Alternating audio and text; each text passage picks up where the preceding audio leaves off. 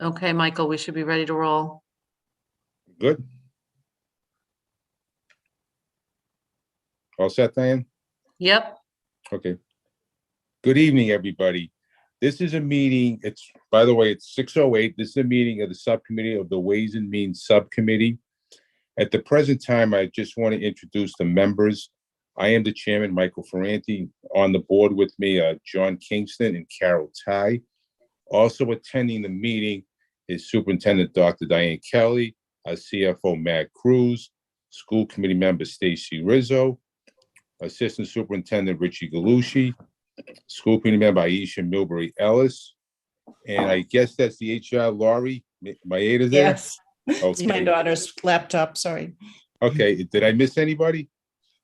Okay, we have one item on the agenda, the discussion of the human resource generalist advertised position.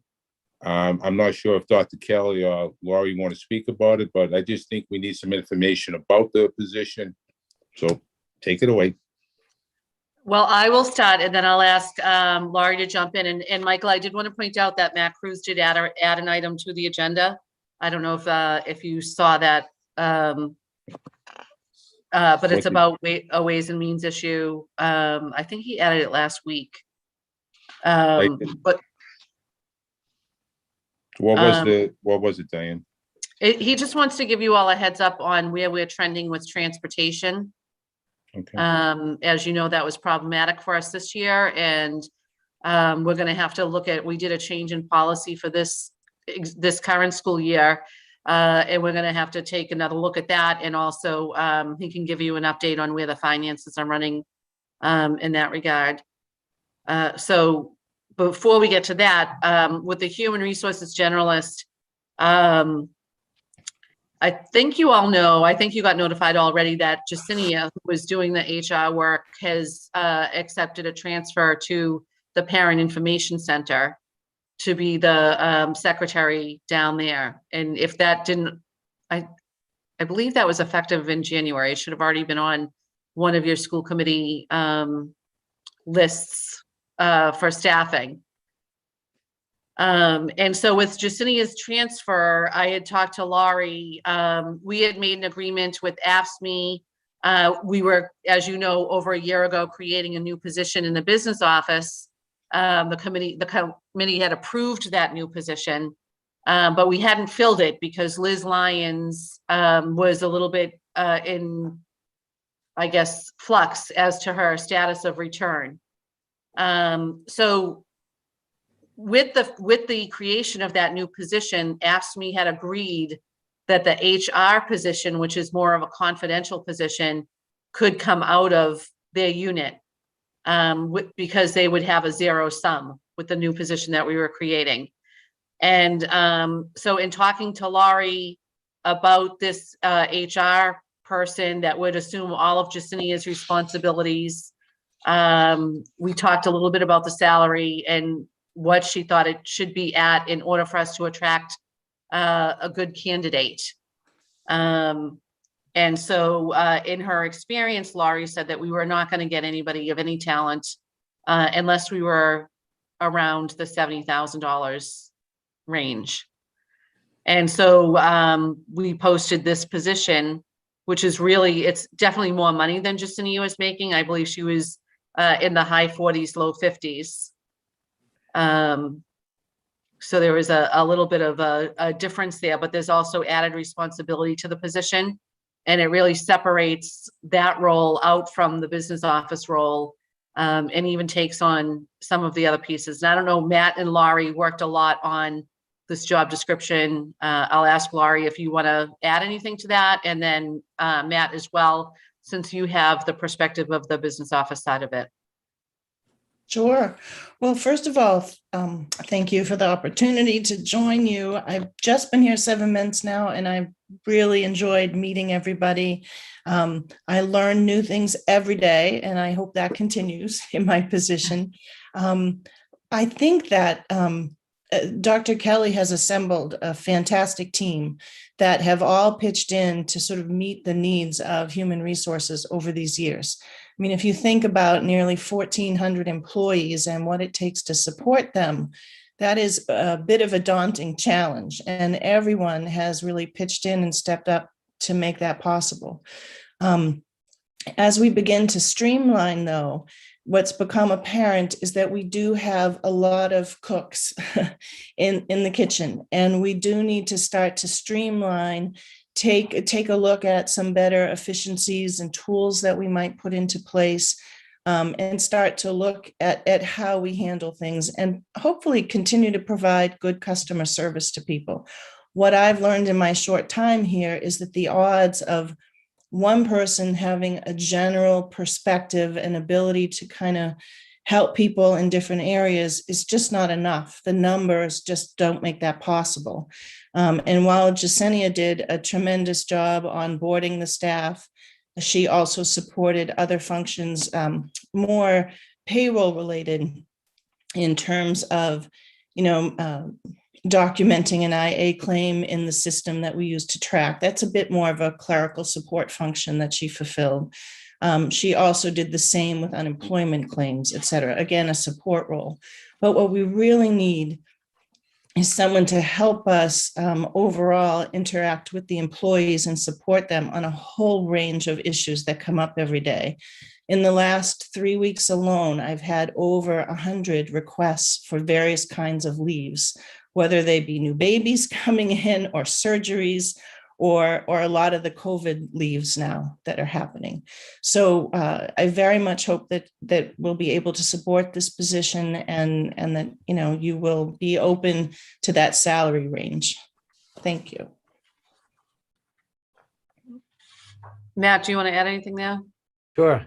So yes, over these years, HR has been a tag team between business finance, which is my world, and superintendency.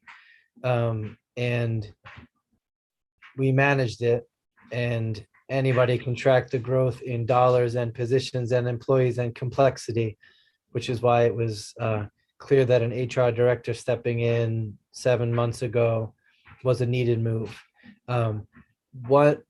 If you went to the DESE's way of envisioning how a district will function, you would notice that they have business finance as a function, and then human resources as a completely separate function that they are expecting to see professional staff, clerical staff, support staff to make that happen. So with the arrival of Lori and the sharpening of this position to give her support, we're finally filling in that HR world in a way that would have been expected of a district our size. So one of the things that first steps we took was to remove from this job description anything that attended the business finance world, and those buckets of work have been brought into my office either with this newest position or some others, so that Lori could really from scratch build an HR laser focused generalist position to support her in everything that she's doing. So I often think in terms of, if the DESE was in on this call, would they be nodding their heads? And 100% they would be, and saying, hey, that's an 8,000 student, 1,400 employee district that's creeping towards spending $150 million next year. Beefing up your HR staff makes sense. It's about time that you're doing this. So you'll even notice in the budgeting for this year, we'll have an HR section as a standalone. And this is just one piece in that bigger puzzle we've been moving toward. Okay, at this point, I would ask my committee members, Carol or John, if there are any questions for Laurie, or Dr. Kelly, or Matt Cruz. Carol, you can go first. No, none? Okay. Carol? Sorry, Carol, I apologize. We'll go in alphabetical order, John. Yes, ma'am. Go ahead, John. You got anything? No, sir. Okay. Carol? Well, the number of employees we have now, how many did you say? We're approaching 1,400. Okay, 14. Wait, make it 1450 because we just brought on the whole student intern program. There we go. Cheating, But Matt. That's I'm cheating. I'm saying that in jest, but it's also a great example of who is onboarding 50 new students into the whole world of being employed by the district. It's paperwork. exemplary of this conversation. Sorry, Carol. No, I mean, I'm just thinking of the difference when I was there and how much bigger. How much bigger we are in heart, how much bigger we are in mind, how much bigger we are in obligations. Tremendously more obligations. And, lots of times, even when I was union, teachers were just expected to do everything the way they should do it, without any objections to anything, without any concerns about having a baby and living a life at home. And these things, and I know Diane and Danielle have done a wonderful job on that, but that should not be their job on doing that. It should not be their job figuring out how much sick leave people have, and if there's a mistake, who's going to fix it, who's going to take care of it. With this number of employees, and it's not as if you can be a robot either. When you're fixing personal problems, you have to give time to somebody. You can't just come and say, sit down, how many days did you have out? What happened here? And then they open up and tell you something terrible going on in their lives. And it takes an enormous amount of time. It's not something that one person like Laurie can do. And Matt seems as if he's delighted to give up that part of the job and see that it's going over. He shouldn't have to do it either. It shouldn't be a business office. And it's a confidential position. And I remember how difficult that was when we took Kara White. You would certainly remember, Michael, that Kara White did not want to be a confidential employee because that meant that she was interacting all with her friends. If you are expecting a confidential employee, you need to separate that employee out. And I don't think $70,000 is a lot. Listen, I'll tell you, kids in my family, I'm shocked at how much money they're making. Now, granted, I started out at $4,000 a year, but that was decades ago. They make a lot of money, and in this world, I don't think that's too much money, and I think it's a position that's needed. So I'm for it. Aisha, do you have any questions? So sorry, I'm on mute. Can you hear me? Yeah, go ahead. Do you have any questions for Laurie, Diane, or Matt? I have more of a logistics questions only because, an issue just came up in my private practice. So as you guys are talking about this new position, it has me wondering, what are the plans for the Human Resources Office in proximity to the other offices and in proximity to the superintendent's office, physical location, I mean? So physically, Laurie has a private office that's in our suite. And we're looking at this person initially taking the same seat that Jacinia was in, which is within the business office, but in a private cubicle. It's not entirely private because obviously there's 3/4 walls. They don't go up to the ceiling. So the other piece that we were looking at is maybe creating another space outside of Matt's office. I don't know if you guys can visualize all of this, but over where the copier machine is right now, and seeing if we could capture some space there. Oh, Okay, I guess my only suggestion would be that a human resources office in any field of a business or work should not be within close proximity to, I'm doing quote signals here in the ear in my car, to the boss's office, and should be in a privatized location, so people feel comfortable and feel as though they can have private meetings without being under a watchful eye, or they can do so as privately as possible. So I would just express those concerns and ask that that be given consideration and when deciding on where to place this person. But otherwise, I think there's clearly a need for this. It's long overdue. I'm happy to see that it's happening. But I would just say give some thought into that aspect of it. We want to make everyone feel comfortable. That's the whole point of the HR department, Mhm. right? Is to deal with personal needs and personal issues going on with the employees. So I think we want to make that as appropriate as possible. That's it. It's a good point. I don't John, know do that you we a have que- much flexibility of space right now, but it's definitely a good point and something we should work into our future planning anyway. John, did you have a question you wanted to ask? Yeah, well, I agree with Aisha. She brought up the point before I did, but yeah, I mean, if you kind of look at a human resource textbook, one of the first things it's going to tell you is the human resource department isn't so close to where it is now. It's just not a great idea. I don't know if it's Yeah. that welcoming for an employee to go there, if they were having an issue. The other thing, I don't know, just to be related to the position, I agree with the position. I just wanted to make sure that we discussed the salary and the budget and all that. That was my question. My other thought, and I would just like to put this out there. I'm really concerned about teacher retention, and it's a big issue for me that we do exit interviews of people that leave. I looked We at the do. DESE site. I looked at the DESE site, and we run about 89% retention rate, which is okay. There's some that are better, some that are worse. But if you have 500 some odd teachers, that means we're going to lose at least 50 or 60 just based on the retention rate. Then with COVID and other things that are going on in the world, it could get even higher. And I read the Wall Street Journal faithfully every day. And when the Wall Street Journal starts putting articles about teachers leaving their profession and a teacher shortage nationwide, it's a serious problem. So, if in the past, maybe we said, okay, we'll just find someone to replace you. Those numbers are getting smaller and smaller. So retaining what we have and trying to do our best to, keep what we have, keep the people that we've hired that we feel are worthy, is really a huge issue today because the competition is fierce. Don't we know it?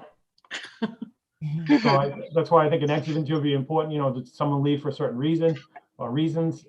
Yeah, I we think do that's exit really important. interviews. We ask everybody who leaves to fill out an exit survey and invite them to have a meeting with us to talk about their departure, which about half of them take us up on, Okay. not all of them.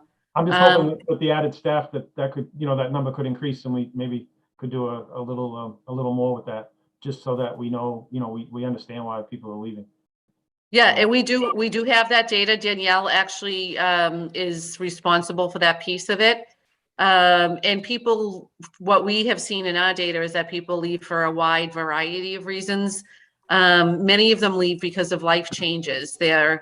I think because we're in the Northeast, we get a lot of recent college graduates who come to work, and then by the time they decide that they want to have a family, they want to move closer to wherever home was. So we see quite a bit of people who move on for that reason. Some of them we invite to move on. And I some of understand that. them, and then some of them move on because they don't feel like it's a fit with them, or they get more money in Boston, or, there's a lot of different reasons, but Danielle does track all of that data. You all set, John? Yes, sir. All right, Stacy, do you have anything you want to add to this meeting? Well, I completely understand and respect what Matt said, and the need for the position itself. I am just confused and maybe forgetful, but when was Yesenia's position considered HR? And was it under the budget as HR? I don't remember ever seeing it, or her position. I thought it was payment and clerical. No, it always has been, and I might refresh your memory when I say that we had this conversation when Yesenia got the job after, why can I not think of the woman who was there before? Tracy Vecchia. Tracy Vecchia. And you'll remember that it was actually Fred Sinella at the time who raised the question of why Yesenia had HR in her title, in her email. And I was able to forward everybody Tracy's email, which had the same title. in it at the bottom of her email. So prior to having Laurie on board, that position has always dealt with the HR aspects of signing up new employees, getting them registered with the various retirement programs, setting up their bank accounts for their direct deposit payments for their paychecks, and doing all of those HR pieces. So that position has existed for a long time.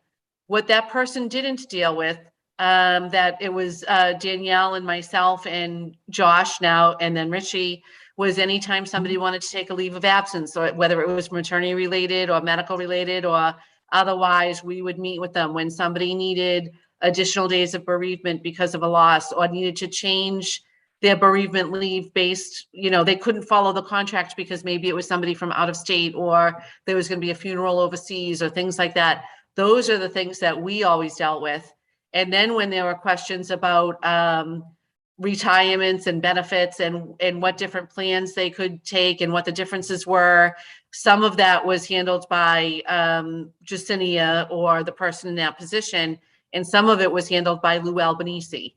So there were like little spatterings of this work done everywhere. And I think the point that Laurie was making, when you have 8 different people doing the HR work, it's not coherent.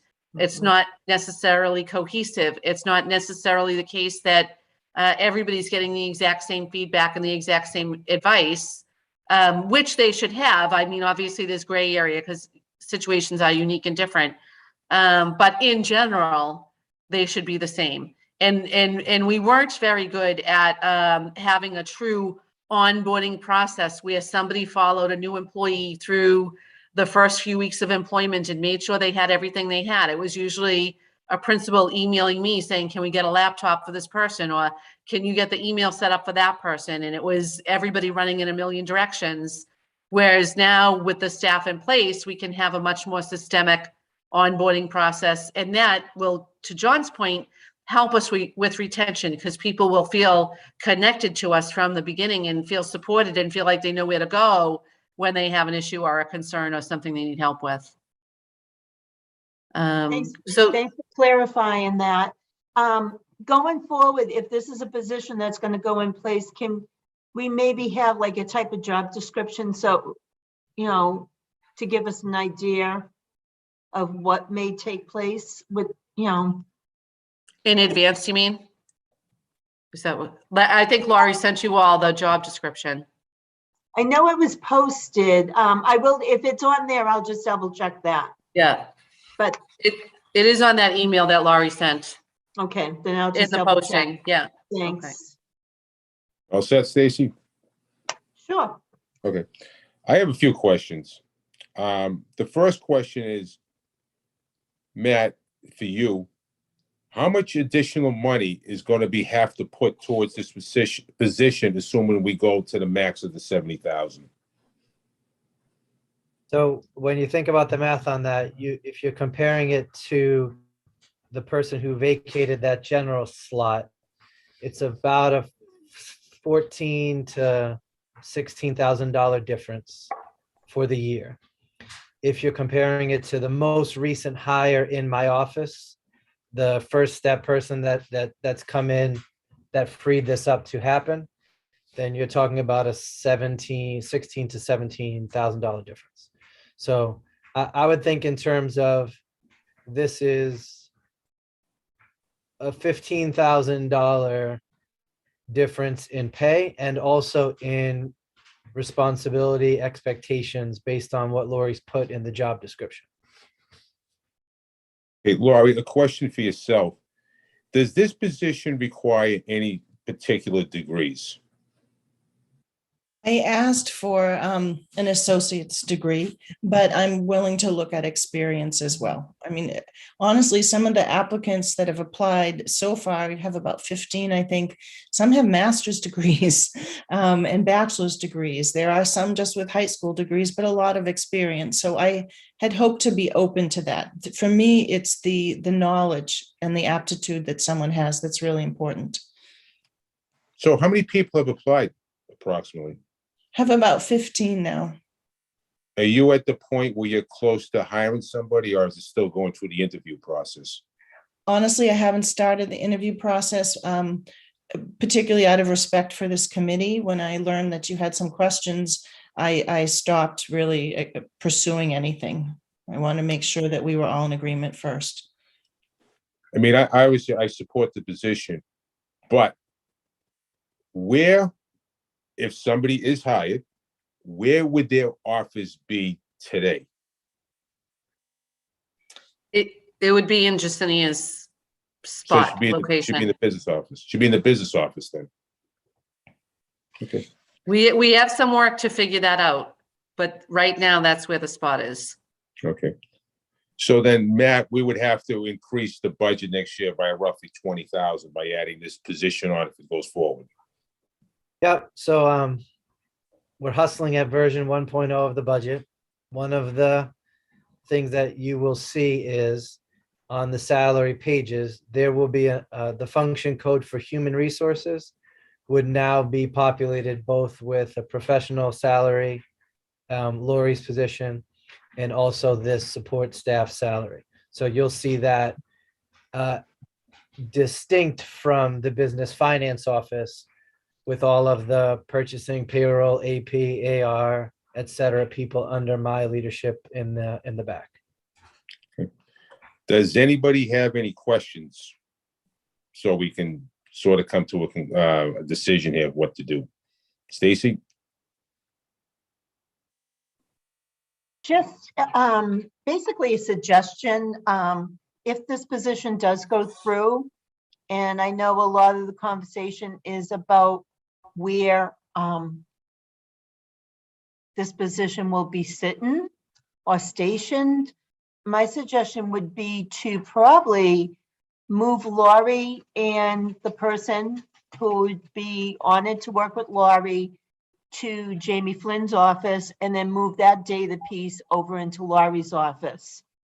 Because it's our assistant superintendents and superintendent that likes to have the data, right there. And it gives Laurie a larger room to work with someone else, and also the privacy. So if it could be something that could be looked into, Laurie will have it painted whatever color you want. No, I'm not That- promising anything. I'm just making a suggestion. Yeah, think no, it's a that's a great good suggestion. suggestion. And Excellent. the other one that I was thinking about was if there's something we could do with the transportation department, where they do so much stuff with special education, if they moved into our area, then they'd be that much closer to doing that work. So we'll definitely take a look at it. Diane, Great just idea. something I thought about. Is there any room that in the library possibly that we could use for them? We are so booked out in the library. We created the STEM center in there, and we built out another room for one of the external learning opportunity guidance counselors. We're just bursting at the seams all around, but thank you. They're all good ideas. Okay, I think at this point that I would make a recommendation that we move forward with the position at this time. So Laurie can move forward. I'll make that motion, Mr. Chairman, that we establish the position at the salary of, how much is it, 70,000? 70,000. And begin, you've already begun advertising for it. Mhm, yeah. Move as quickly as we can to come to completion. John, can you just second that? Thanks. Second, Okay, I want to do a quick roll call.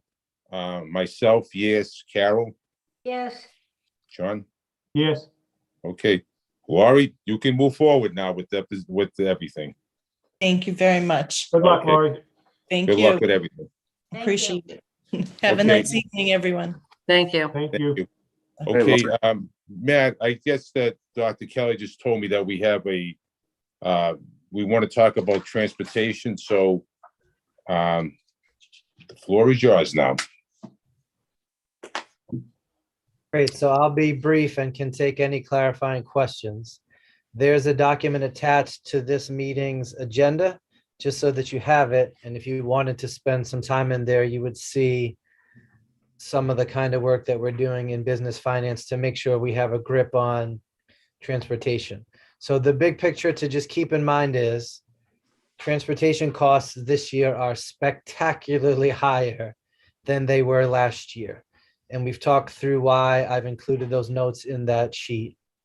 And so that leaves me as the CFO in conversation with Diane, the CEO, to make sure we're on the same page about a few things. One is, how are we covering the current year deficit so that we're not holding a major problem come the spring when we start to close out the fiscal year? And then number two, what are we doing to correct budget for next year and potentially work on some cost saving solutions as we go forward? So the information I provided you with basically says, hey, Matt, I'm gonna share my screen and just show it in case anybody didn't get a chance to look at it. sure. But this is the document. Hopefully you can all see it now. That, Yeah, I can see it. okay, This top section of numbers just says, hey, this is the problem. Yeah. Be aware, to show the difference between last year's costs and what this year's costs are so far. In cumulative, we're up 63% with some major increases in there. The second section here is to show you how we're solving it this year.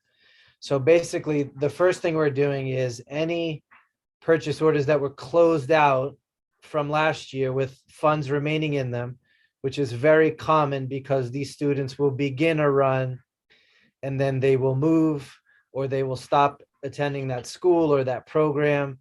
And so those funds come available in the subsequent fiscal year.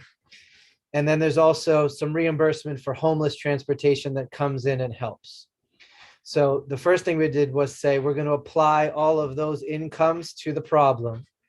And that chipped away at a $3.3 million problem and moved it down to a $1.5 million problem. Then we were able to allocate some of the ESSER funding that came through for these transportation costs. And so we're able to reclass costs against the grant. And that is what's enabling us to get, well, the next number over here will show it, to deal with the costs for this year. So only would be dealing with a deficit right now of around $100,000 to figure with the city as the year goes on.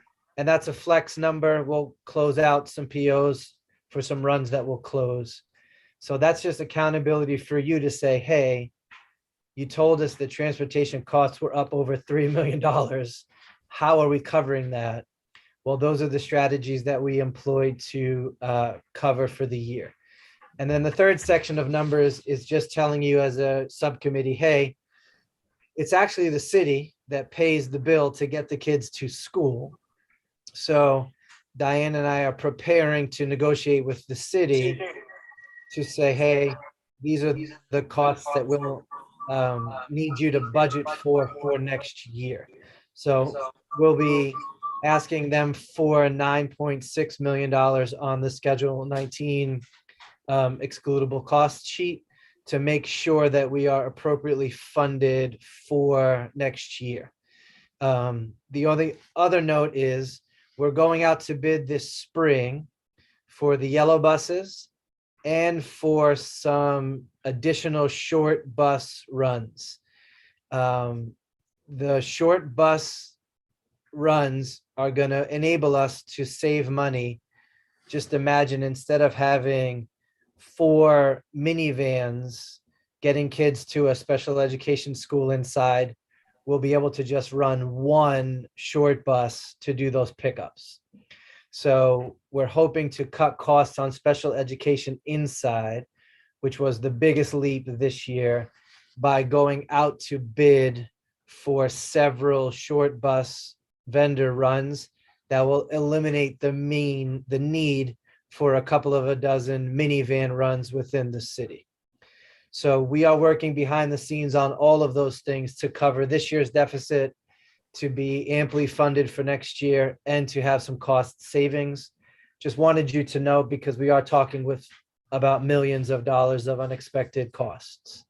and wanted to give room for any questions as we're taking those actions. And I do want to thank Denise Senna, who really did the work of the restructuring that Matt just talked about, moving away from all of these smaller vehicles into the half buses and figuring out the cost savings that we would realize from that. So kudos to Denise and Dave Patch, who works closely with her, helping figure that stuff out, and to Matt, who sat down with them and went over all of the finances with this. They've really done a tremendous job on tightening things. Carol, do you have any questions for Matt? Calls at all hours, running out, not coming on today. At first, I asked him, and just left him on fire. That way you didn't report. Carol, I think you're on mute, but I did just hear somebody. I don't know.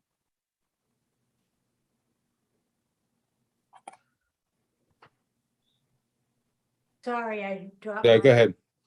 I dropped my little gizmo there.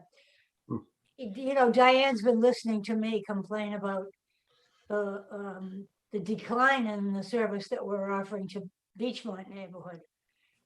Because I'm getting calls about a variety of them. So we've had increased expenses.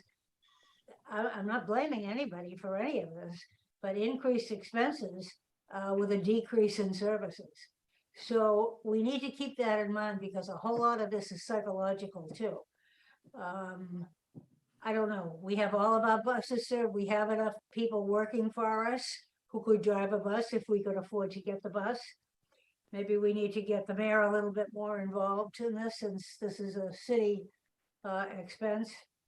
But I am interested, as many of you in the office know, I am interested in increasing the service for the Beachmont neighborhood. So just to keep that in the back of your head. But I know what, I know how terrible it is. I know that we can't get drivers. I know that obviously everything has gone up, and they say the price of gas is going to go up even more.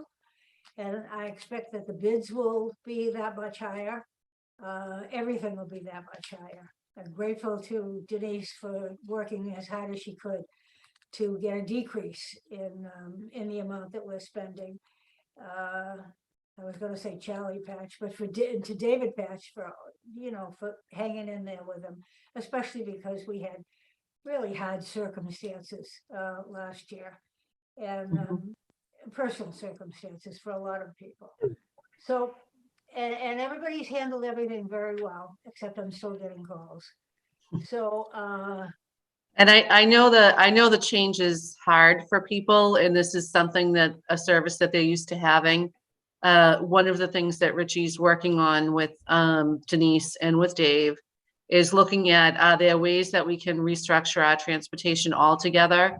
And instead of driving to specific schools, having more like hub drop-offs that would enable more stops.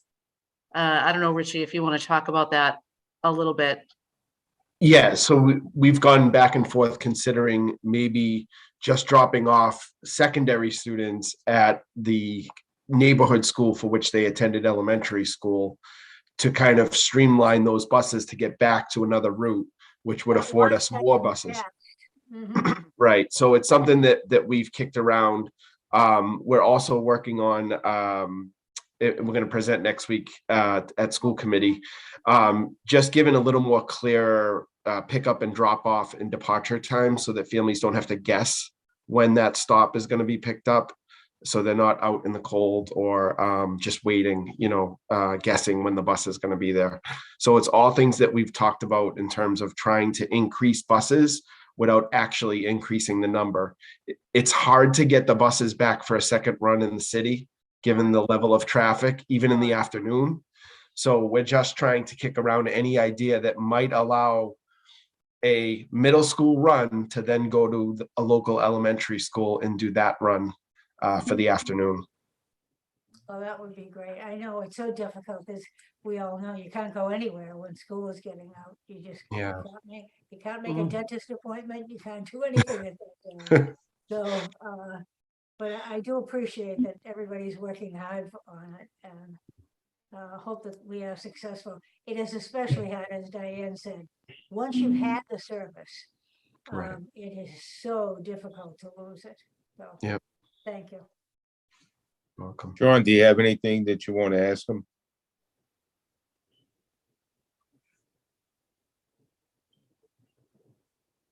I think John was having a little technical difficulty, so we might have lost I his am. audio. Oh, there he is.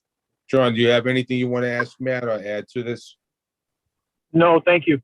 I understand what he was talking about. Okay. Stacy?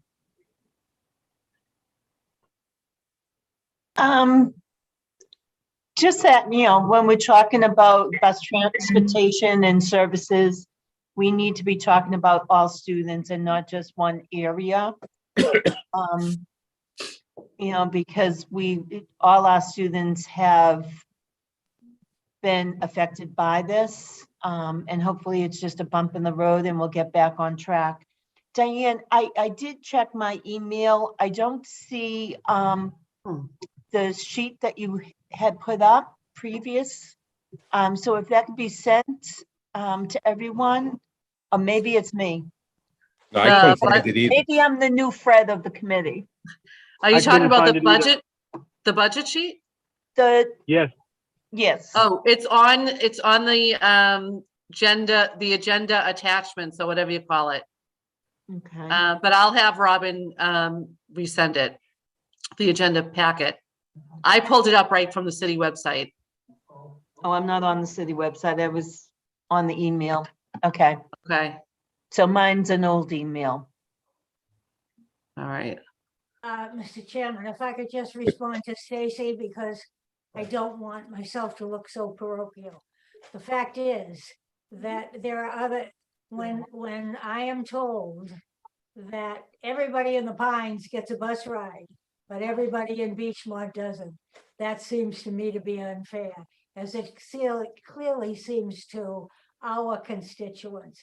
And I'm simply responding to constituents' complaints. Yeah, and you know, Carol, I don't think you meant anything by it. I just want to make sure we're talking about anyone that does not get the bus, no matter what part of the city they are. Of I know course. we all advocate for all of them, and so I just wanted to clarify that. Clara, You guys all set? Yep. Matt, I just have one question for you. I saw that you used the ESSER 2 grant, like 1.5 million to help stop the deficit. Yep. And assuming the deficit keeps going on to the end of the year, is there enough money in that grant to cover the deficit? No, so we've transferred all funds available from the deficit. That's that $1.5 million Right. mark. But as we get later in the school year, the costs are not going to spike. In other words, there may be a few kids that get placed that need rides from April through June, but most of what the actuals that you're looking at right now would probably be 95 to 98% of what the costs will become. And if we want to dig into the POs themselves, there could be a handful of students who, hey, you know what, they moved.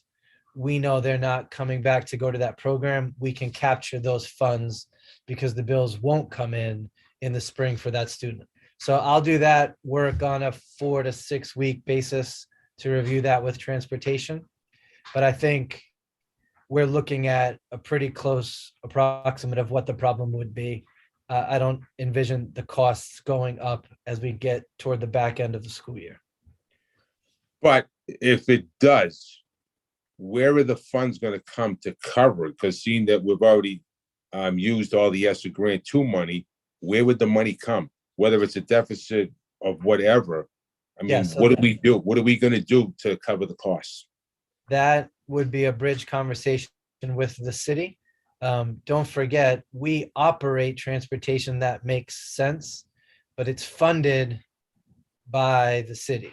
So that $100,000 negative number at the way bottom right of the middle section, if that doesn't get into the black, then we'll be bridging with the city to say, hey, what means do we have to cover this deficit? We've done our the best that we could to operate the program and chip away with it what was available here. And now we'll need to cross with you on the back end. Probably mid-April to late April is when we would start that conversation and have the last quarter to figure it out. Are there any other questions for Matt or Diane right now? No. Nope, all set. Stacy, you have something? You're on muted. mute, Stace. Yeah, I don't know. I'm just feeling that we need to start being more prudent in the way we spend, so that strategically and carefully and cautious, so that this money is sustainable. I think we all know by 2024, we might be facing a large fiscal cliff, which I'm really nervous about. But how are we going to hold on to the reserves? So I don't want to see this money, right now we need to take care of transportation. So in order to move on, and, but we need to start being more prudent in our funding. Well, that's actually a really good point that we should point out. The 1.5 million from ESSER 2 was not reallocated from other things that we had planned to spend that 1.5 million on. That had been under a line item that was to go to the city as part of their contributions under Chapter 70. Do you remember last year when we were doing the budget, the House 2 budget said that we had to give that money, or basically that portion of that grant could be put toward the city's required contribution to the school district. But when the budget was, so we budgeted that way. And then in the end, when the final budget was cleared, the legislature said, no, we're not going to let you double dip on that ESSER 2 money that way. We're not going to let you funnel money away from the schools to give to the cities. So we had that 1.5 already there and not allocated. And we put it toward transportation because our transportations did go up. Our transportation costs did go up exorbitantly. And because the ESSER 2 grant allowed us to use money for transportation costs, knowing transportation was going off the Richter scale. But that's why you still see that $100,000, because that's exactly the amount of money that we had budgeted in ESSER 2 for transportation under that provision that it would go to the city. So we're still on track with the plan that we made last year for our long-term 7-year lookout. I think that it's going to be a little bit telling to see how our first, as Matt said, budget 1.0 comes out. We didn't quite get as much in the new SOA money as we were hoping we'd get, because there was a decline in the number of students they're allowing us to claim as low income. So it's the same battle that we've been fighting for 6 years now. But we still are confident that our budget strategy is working in the right direction. And you're right, Diane. And I mean, we have been using our funding very strategically and cautiously, but I really want to keep that, be more cautious in any ways that we can. You all I'm set? just nervous about money. I know, and I know it's hard. Like I think of even this, the HR position that we're talking about, because when we're talking about $16,000 or $17,000, that is a lot of money to any one of us. But in the context of $150 million budget, it's actually a very small amount of money. And it's that kind of money, like we talk every year about how we have to build a budget based on a whole lot of guesses. And what we try to do to be fiscally prudent is overestimate, so that at the end of each year, we have a surplus instead of having been under budgeted and worrying about layoffs and things like that every year. And what that enables us to do is have those pockets of carry forward money, which give us that little bit of a cushion to go year to year without being down to the exact dollar. I mean, I can remember growing up, and even when I was first out on my own, literally living paycheck to paycheck. And I know that a lot of our families do that right now. And what we want to do as a school district is not budget ourselves into that tight of a situation where there's no room for wiggle. And because we budget appropriately under Matt's guidance, we're able to have those little pieces of wiggle room so that when a position like this comes up, we can make a change and add $17,000 to a salary and not think about, well, where are those $17,000 going to come from? Because we budgeted appropriately and had those little bits of wiggle room, because we can never predict what's going to happen. You know, it's like I think of the $100,000 that we put into the budget every single year in case something happens to a building. We have to do that. It's great when it doesn't happen and we can roll that $100,000 into the next year's budget. But we have to do that because it would be wrong to not anticipate something could go sideways. And we do that in all of our budgeting so that we do have these pieces that we can pull on to make sure that the district is running effectively. Are you all set, Stacy? I just have one quick, you just mentioned about the first budget coming out, the SOA money, you said it was a decrease. How much did they approximately decrease it from our money from last year? I think Matt has a more exact grasp on the numbers as they stand right now. And remember, it's not finished. This I is know, like just an the idea. bottom level. And I think that last year, we were at about 10 million. Matt, is that right? And this year we're at, well, I'll let Matt say it. He knows what they are. Right, so when the governor's budget came out, the first thing that we would look at is last year, our increase was between 10 and 11 million in net school spending. And this budget has us up just over 6 million. Now, compared to last year, that's down dramatically. Compared to previous years, it's higher than some years, less than others. But the idea that we would get 10, 11, and 10, 11 again, and 10, 11 again, already this year, we see that the first round of numbers has us closer to the $6 million increase figure. So comparing to last year, that's what it looks like. We need to look at health insurance figures, charter schools, choice reimbursements, a host of things. And in order to get to a 1.0 version of the budget that makes any sense to begin to look at. So that's the work that we've been doing in January, or after the 4th Thursday of January and the first few weeks of February. Okay. If you were with me today, that's what we would have been doing this morning. I think at this point, it's after 7 o'clock, and Okay. I'm going to make a motion that we finish the meeting will be closed. I need a motion from the committee members to close the meeting. Mr. Chairman, I move that we adjourn this meeting. I need a second. I'll second it. I guess we're having a problem with John's thing.